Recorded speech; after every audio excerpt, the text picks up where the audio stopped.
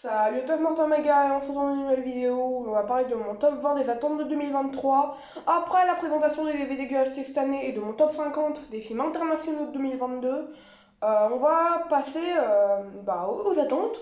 Ensuite on passera au top 50 des films anglophones avant de peut-être faire des flops. Je suis pas sûre de faire les flops, j'avoue. Bref, alors que 2022 s'achève, une nouvelle année commence.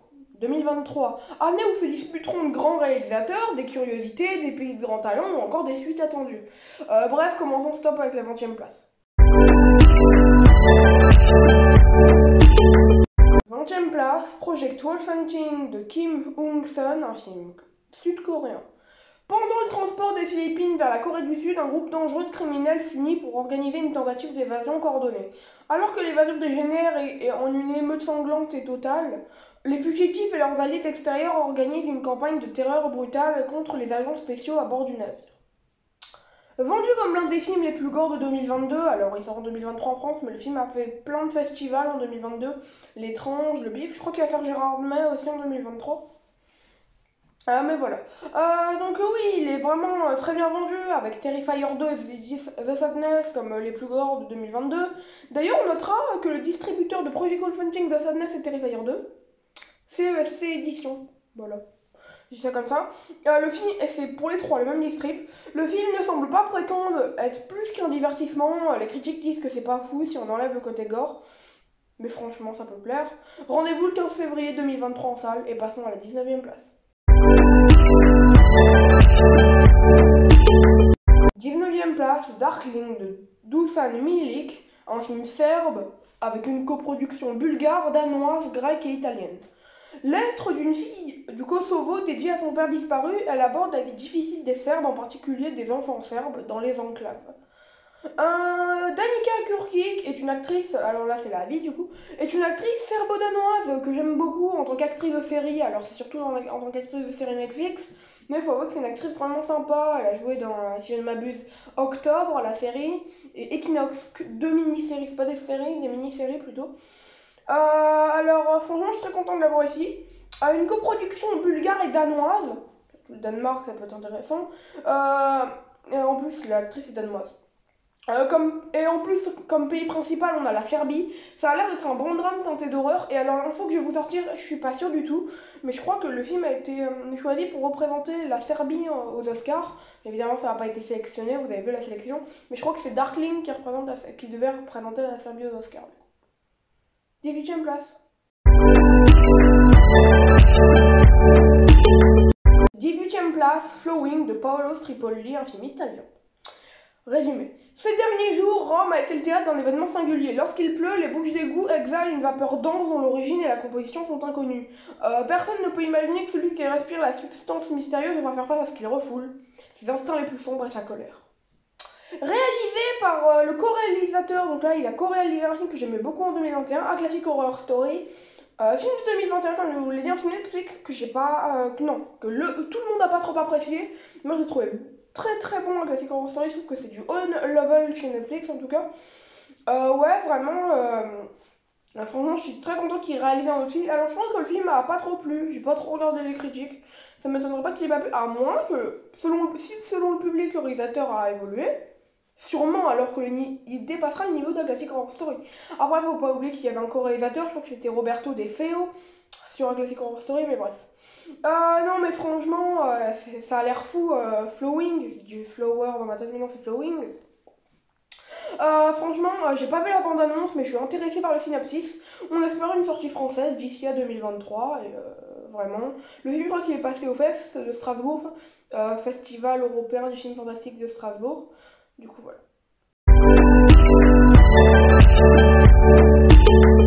17e place, Sissi de Kane Senes et Anna Barlow, un film australien. Cecilia est une influenceuse à succès des médias sociaux qui vit son rêve jusqu'à ce qu'elle rencontre son ex-meilleur ami d'enfance et soit invitée à son week-end de célibataire.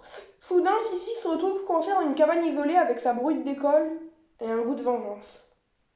Le film a l'air dément, un revenge movie où j'ai l'impression que le travail d'empathie sur Cecilia a vraiment été travaillé. Ça a l'air cool, gore, inattendu. Le film sort en DVD en mars. Le film est déjà sorti en VOD sur Canal VOD, donc la VOD de Canal+, où on peut louer. Il faut avoir un compte, je crois. Et moi, j'en ai pas, donc je vais attendre la sortie DVD du coup. Mais je suis impatient de voir ce que ça va donner Sissi. J'ai vite fait vu la bande-annonce, c'est très bien monté, ça peut être un peu classique, mais on verra ce que ça donne directement en DVD. 16e place, The Front Home de Max Eggers et Sam Eggers. Une jeune femme nouvellement enceinte et son mari sont obligés d'accueillir une belle-mère malade qui a longtemps été éloignée de la famille. Oui, Max Eggers et Sam Eggers sont non pas les frères, mais les demi-frères paternels de Robert Eggers. Ils sont jumeaux d'ailleurs, Max et Sam Eggers. On imagine que c'est un peu pour surfer sur la hype de leur demi-frère, on va pas se mentir. Robert Eggers c'est une grosse hype, mais je fais confiance au projet parce que Max Eggers a coécrit The Lighthouse, le film de Robert Eggers du coup, et en plus The Front Home est produit par A24. J'avais juste fait un truc sur le film qui était pas forcément fou, mais sinon le reste c'est super. Non mais franchement, le film a l'air très très bon. Après voilà, le résumé a pas l'air fou par contre. C'est un film A24, c'est un film par le demi-frère d'Eggers. C'est assez à lui.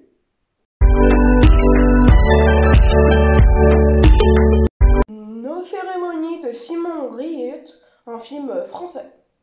Les frères Tony et Noé passent de longues journées d'été étouffantes à jouer à des jeux de hasard, jusqu'à l'accident qui va changer leur vie à jamais. 10 ans plus tard, devenus jeunes adultes et de retour à Royan, leur chemin croise celui de Cassandre, leur amour d'enfance. Mais même après tout ce temps, les frères cachent toujours un secret.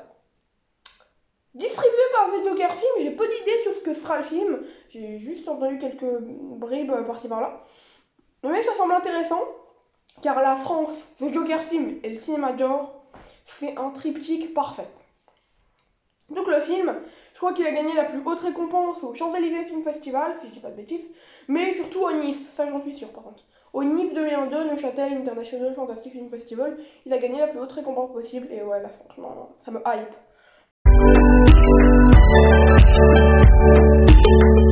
14e place, Love Lies Bleeding de Rose Glass. Une histoire d'amour dans le monde du bodybuilding féminin. C'est l'un des seuls résumés qu'on peut trouver. Rose Glass nous a offert l'excellent 5 mots en 2022, je sais, le film est sorti en 2021 sur Canal+, mais je l'ai vu qu'en 2022. Et l'année prochaine, un film avec Kristen Stewart quand même. Hein. Je sais pas grand chose du récit, donc du coup, Love Lies Bleeding, c'est avec Kristen Stewart. Je sais pas grand chose du récit, comme je viens de vous le dire, mais voir Rose Glass et A24 faire un film, en plus avec Kristen Stewart, que j'aime beaucoup depuis Les Crimes du Futur, ça me semble vraiment intéressant. 13e place. 13e place, Lord of Misrule de William Brandel.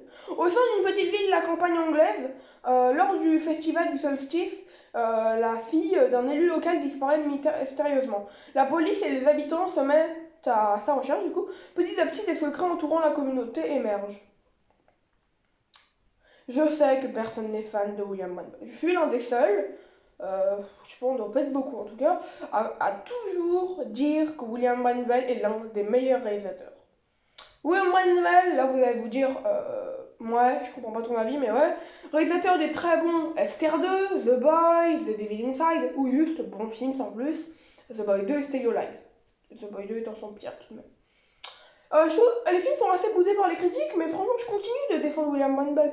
Un film vendu comme un film folk, de la part de William Brandel, ça peut être intéressant. Voilà. Avec un Ralph Ineson en forme, pressé que le film sorte l'année prochaine, en sachant que le film était déjà dans mon top des attentes de 2022, si vous vous rappelez bien.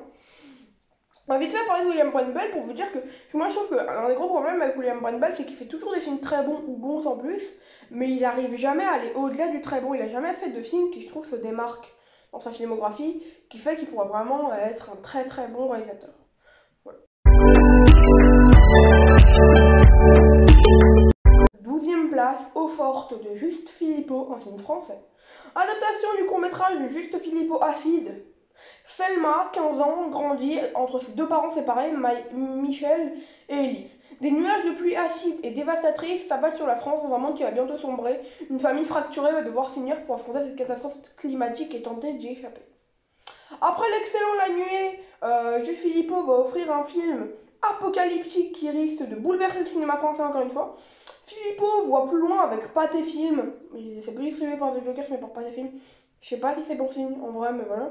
Et Guillaume Canet en tant qu'acteur principal, ça je trouve ça plus sympa déjà. Rendez-vous le 20 septembre 2023 en salle, et non pas le 23 septembre. Timmy passe le week-end de Pâques avec sa célèbre tante nutritionniste. L'espoir est que cela l'aidera à retrouver une meilleure santé, mais comme la dynamique glaciale de la famille de la tante et une atmosphère de plus en plus malveillante laisse Timmy mal à l'aise, il y a beaucoup de choses qu'elle va perdre. L'Autriche est une merveilleuse L'Autriche, je trouve que c'est une merveilleuse terre cinématographique que nous aborderons une nouvelle fois dans le classement. On l'aborde pas qu'une fois. Alors, comment expliquer ça? Il y a eu Schizophrénia il y a beaucoup d'années, film que j'ai beaucoup aimé.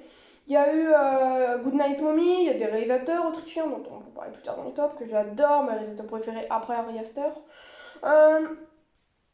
Ça a l'air d'être un film glauque, Family Dinner, un repas qui rappellera sûrement The Fist, de par la famille malaisante. Vous savez, The Fist, le film écossais, si je dis pas de bêtises. Le film a l'air très bon malgré les critiques disons que le film est à peine bon. J'ai confiance dans le film, on verra bien. Espérons une sortie en 2023 dans les contrées françaises, tant qu'il fasse quelques tours de festival. 10e place, Infinity Pool de Brandon Cronenberg. J'aurais jamais cru que le film aurait pu être à la 10e place, je vous explique après. Les vacances d'un jeune couple riche et amoureux, James et M. En gros, c'est ça que c'est le film. Le complexe tout compris, véritable petit paradis dans lequel ils vont résider, propose des visites de l'île et des plages étincelantes. Donc ça a l'air d'être de magnifiques vacances. Mais à l'extérieur des portes de l'hôtel, quelque chose de beaucoup plus dangereux et séduisant les attend. J'ai pas vu Antiviral, le premier film de Brandon Cronenberg, et vous allez dire, mais pourquoi tu le mets top 10 par rapport à ce que je vais vous dire après? J'ai détesté Possessor, je trouve Possessor mais nul. L'un des pires films de 2021, jamais vu ça.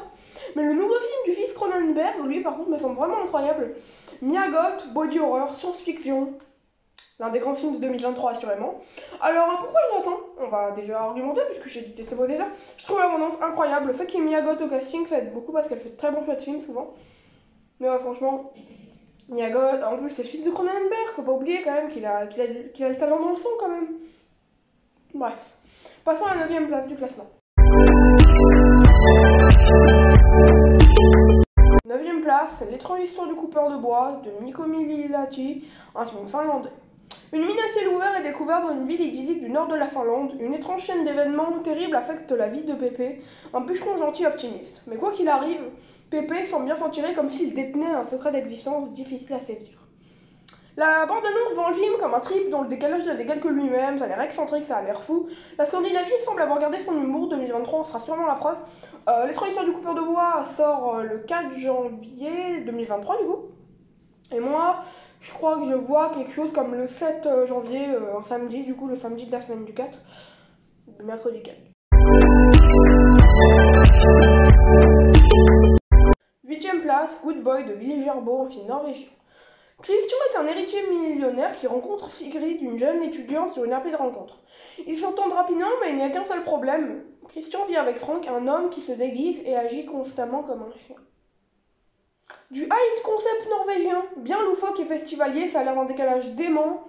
Et un film étonnant, un thriller romantique qui part en comédie noire horrifique, ça donne bien envie. Après, pas sûr que le film sort en France parce que ça a l'air plutôt d'être un gros film de festival indépendant qui a dû coûter 3 000 €, puis c'est tout.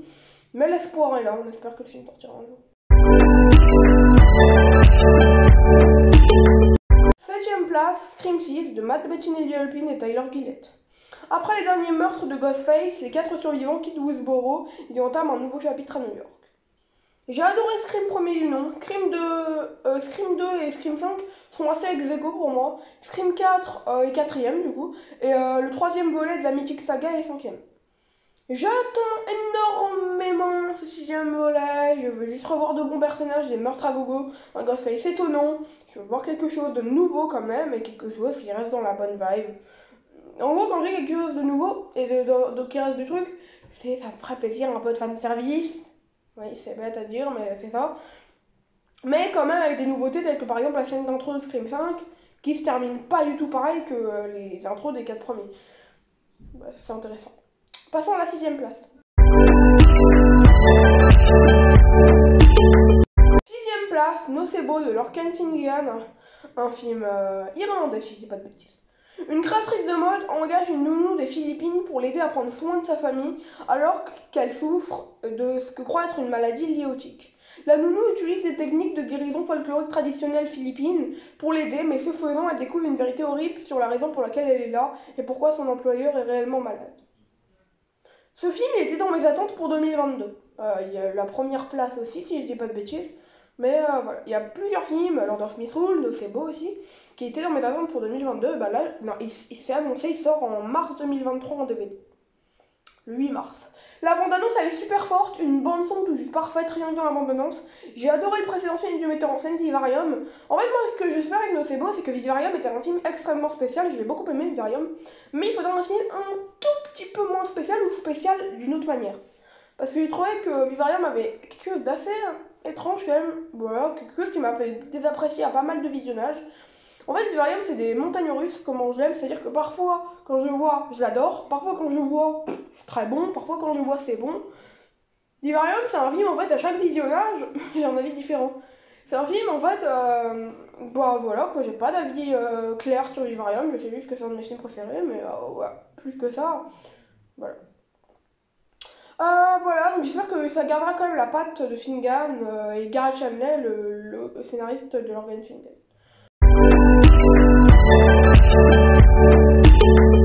Cinquième place, Night Siren de Teresa Nvotova, un film slovaque.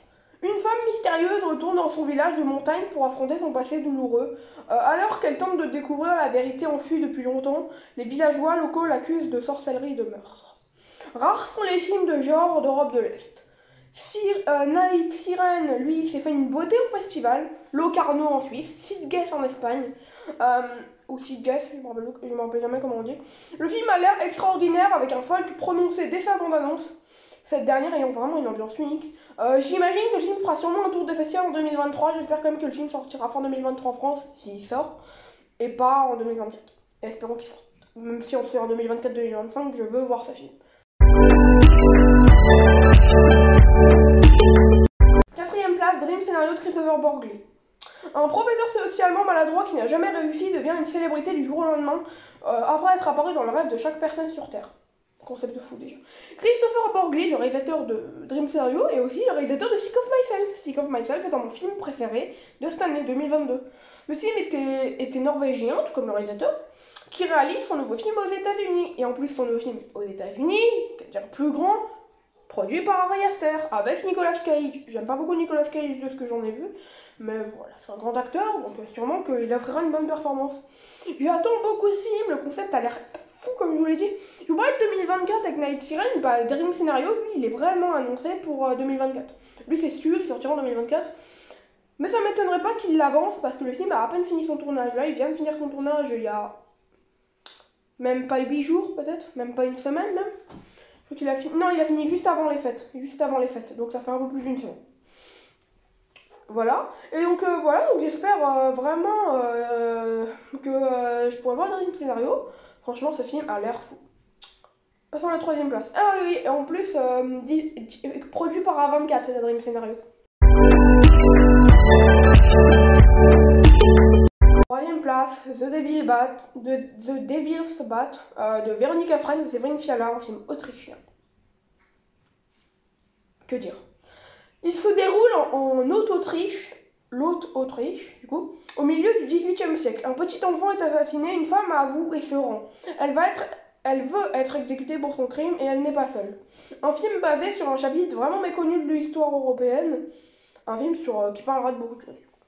Après leur passage en anglais avec The Lodge, Véronica Franz et Séverine Fiala retournent dans leur Autriche natale, de leur Goodnight Mommy, en fait, Goodnight Mommy, leur premier film, pour aller quelques siècles en arrière, du coup, au XVIIIe siècle. J'attends avec impatience de voir leur nouveau coup de maître, peut-être l'un des meilleurs films européens de la décennie. je l'attends énormément, comme vous le voyez. Véronica Franz et Séverine Fiala, du coup, ils ont réalisé mon quatrième film préféré de tous les temps, The Lodge, et l'un de mes 10 films préférés, Goodnight Mommy. J'ai réévalué mon top des films de tous les temps, Goodnight Mommy n'est plus cinquième. Mais clairement, ouais, je l'attends grave. L'histoire a l'air assez classique, mais quand tu vois le nom des réalisateurs, tu sais que ça va être fou,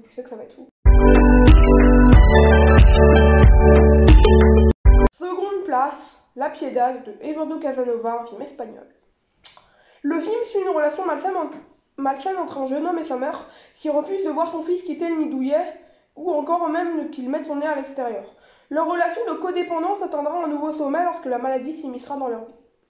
Le nouveau long métrage par le réalisateur du dérangeant Piélès, ne venez pas me dire qu'il n'est pas dérangeant, s'il vous plaît, quand même un peu de sérieux. Avec un très beau message, Piélès, il a un très beau message, même il a beau être dérangeant, il a un beau message. Je l'ai découvert cette année, c'est un de mes films préférés. Et je sais pas, j'attendais. En fait, j'ai vu La Piedad, enfin j'ai vu Piélès parce qu'on me l'a conseillé et parce que je voulais beaucoup voir La Piedad, donc pour me préparer, voilà. Du coup, Piélès est sorti sur Netflix, La Piedad devrait sortir sur Netflix, alors il y aura des parties censurées, mais voilà. Donc en 2023, normalement, on a La Piedad sur Netflix. Le réalisateur part cette fois-ci, après Piélès, vers les relations mère-fils toxiques, toujours avec ce rose bonbon faussement parfait, un film qui sera normalement disponible sur Netflix, comme je viens de vous le dire, d'ici à 2023. Première place, Boys Afraid de Ari Aster. Waouh! Waouh! Un portrait intime de plusieurs décennies sur l'un des entrepreneurs les plus prospères de tous les temps. Ai-je besoin de présenter Ari Aster? Ai-je besoin de le présenter? Mon réalisateur préféré, Hérédité, le meilleur film de tout le temps, Midsommar. Ari Aster revient avec une pépite, venue de son esprit grave tordu. J'attends impatiemment ce futur chef-d'œuvre, cette claque aussi immense qu'inattendue. Et pourtant je l'attends, mais je sais que ça va être inattendu. Ça va être fabuleux, ça va être fabuleux. Franchement, c'était ma 5e plus grosse attente de 2022. Je comprends toujours pas pourquoi j'ai mis dans ma 5e plus grosse attente tout de même. Mais voilà, finalement il est... bah là il est premier pour 2023 parce que finalement le film sort en 2023, ce qui fait que je peux le mettre premier de mes attentes du coup. Je vous propose de conclure. Après les retours de Robert Eggers, Jordan Peele, Fabrice Duvels ou encore Ludovic et Zoran Boukarma en 2022, l'année 2023 sera tout de même marquée par Ari Aster, Eduardo Casanova, Lorcan Fingal, Luis Filippo, Paolo Stripoli, Rose Glass, Véronica Friends et Séverine Fiala. Si on compte qu'il y a un duo, ça fait 7 quand même. 2023 comptera aussi sur des similarités avec 2022. On aura le retour de Scream, William Brandel.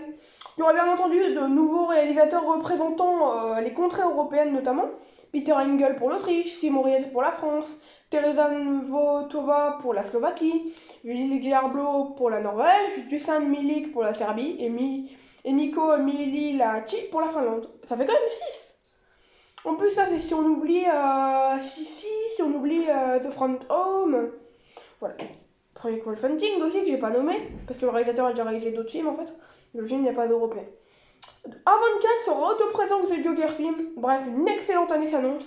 Je vous souhaite une bonne année, parce que je pense pas qu'une autre vidéo sortira après ça. Je suis même pas sûre que la vidéo que je suis en train de tourner sortira en 2022. Donc voilà, bonne année. Ou pas, ça dépend en fait quand sortira la vidéo.